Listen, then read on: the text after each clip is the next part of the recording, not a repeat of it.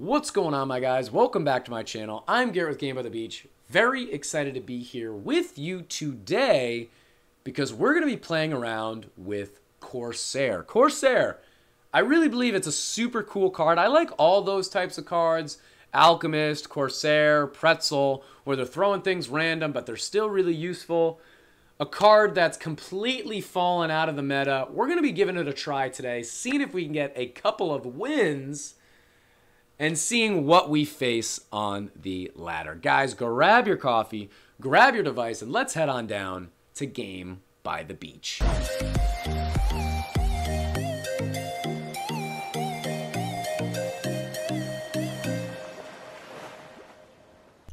Welcome back once again, fellas. We're going to be jumping right into a game here with a deck that I have straight up not seen or played in a long time. We're rocking CORSAIR, which CORSAIR has been a little bit under the radar, at least recently, in a couple different ways, right? So it used to be one of the absolute best cards. I feel like I say this all the time with some of these cards. But as of right now, you almost never see it. It's in almost nobody's deck slots. You never see it on the ladder. And I just kind of feel bad. I don't know. It's a great card. It's just not all that strong anymore. However, one of the reasons that it's going under the radar for me is because I am actually still putting some time and effort into it, right? My CORSAIR is a level 10, which is not too bad. It actually is one of my highest level legendary cards, with my Inquiz being 15, okay? My, let's see, my Cultist being level 13. Those are my two heavy-duty cards, right? Those are the ones that are really my main priority, okay? It makes sense, right? But then after that, I think my Meteor is 9, my Blade Dancer is 8, Robot 7, Tesla 7, CORSAIR at 10 is pretty up there, all things considered, right? So that's why I wanted to try it out. That's why we're going to be playing it today, and I'm really hopeful that we can find a couple of wins on the ladder going up against, well, this is a Cultist deck, but it only shows that it's level 9. So maybe we have a leg up here. You never really know. We've got Summoner in this deck. We've already got a pretty good start, all things considered, for what this deck looks like, what our board looks like. And yeah, I don't think it's necessarily the best deck to put together, but it's pretty close. You might not need Harlequin and Dryad in there. A lot of people use Pretzel in here. A lot of people, yeah, either, let's see, I don't even know if I would take out Harlequin or Dryad. It's probably one or the other, probably Harlequin, I guess. You usually have some sort of slow. Some people run it with Banner, some people run it with Cauldron, but I think for all intents and purposes, this is pretty much one of the better versions of this deck. So I feel confident, I feel good. I'm just going to merge those out for right now just to see what we can find. I'm going to do that, and we're going to do, let's see, I can combine that out. We can go down here, keep filling our board. We do have our brand spanking new Spear in our deck, so I think that's definitely worthwhile in terms of the extra attack damage goes pretty far for CORSAIR. That's why we've got Gadget in here. That's why we've got Spear in here. We've also got Mage Robes to help. It doesn't help us with mana, but it takes away his mana, so it almost looks like it's helping us with mana, if that makes sense. With Puppeteer coming up next, I'm just going to level up my CORSAIR, followed by my Executioner, and I'm hoping to Betsy, whoever Betsy is, that we're not going to get moved around. And we're certainly, I'm hoping not to get ranked down, because that would be even worse, but I definitely don't want to get moved around. And CORSAIR is so funny because you are accustomed to the units, the monsters getting around your board, right? They're going to make their way around your board. It's just, they're not necessarily going to, let's see, 200, it's definitely going to move us. Really big bummer right there, and it's going to rank us down. Oof.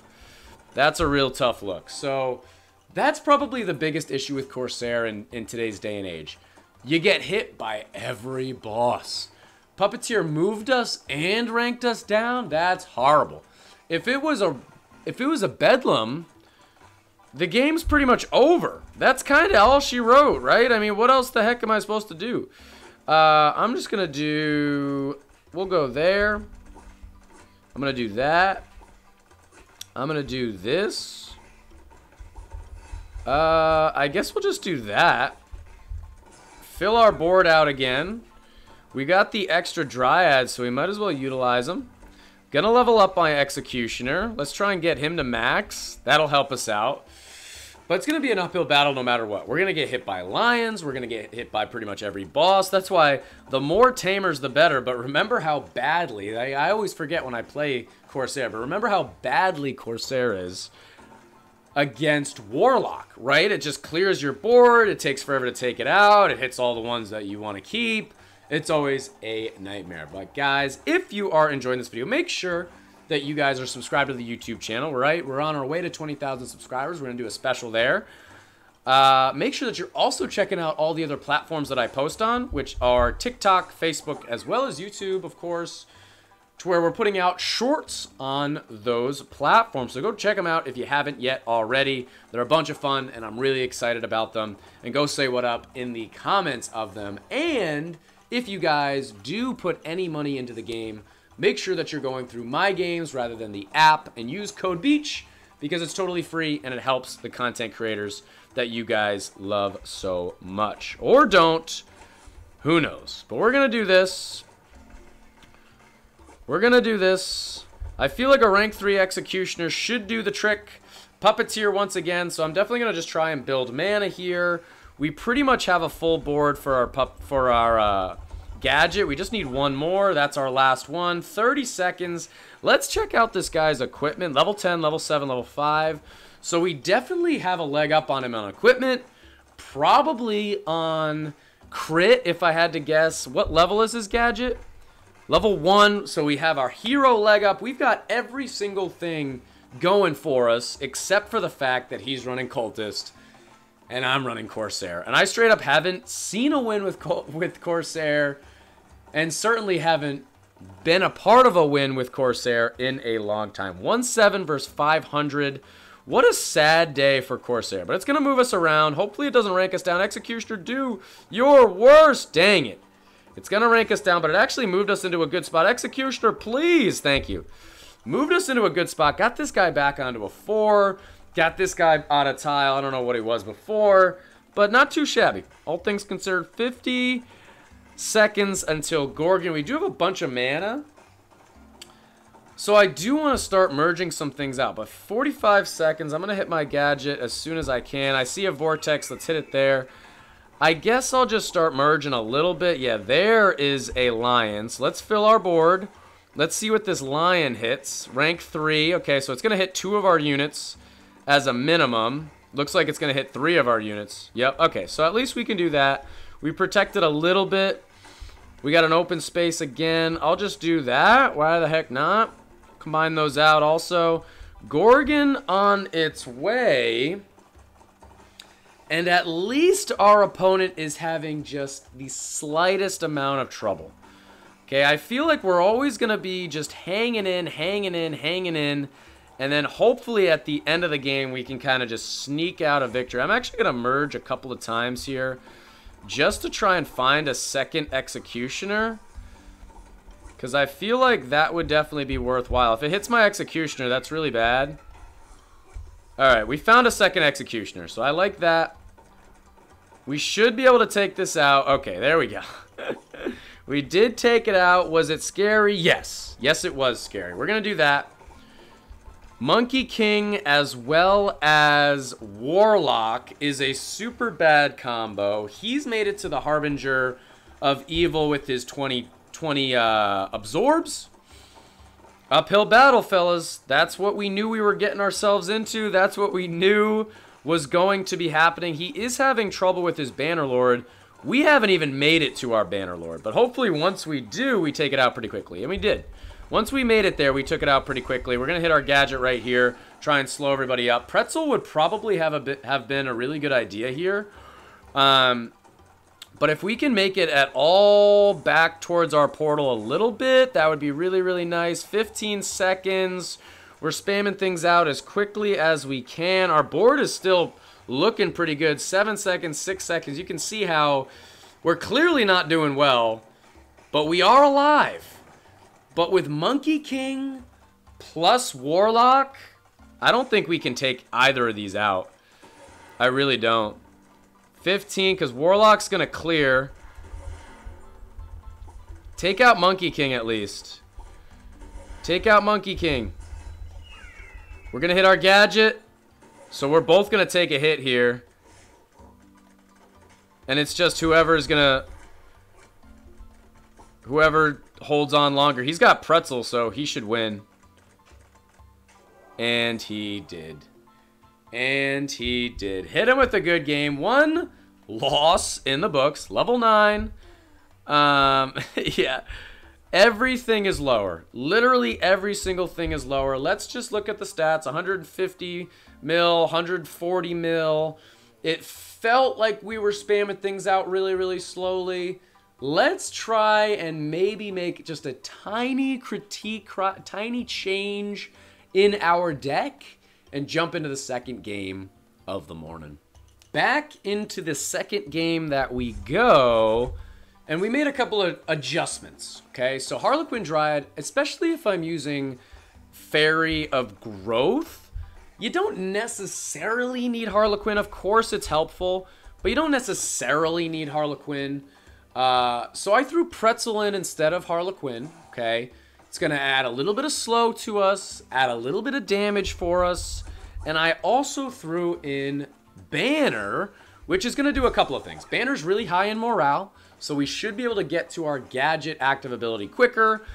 And, of course, what Banner actually does is increase the attack speed of the units surrounding it. So we've got already our banners in the corners, but worst places is our banners in the corners, but there they are.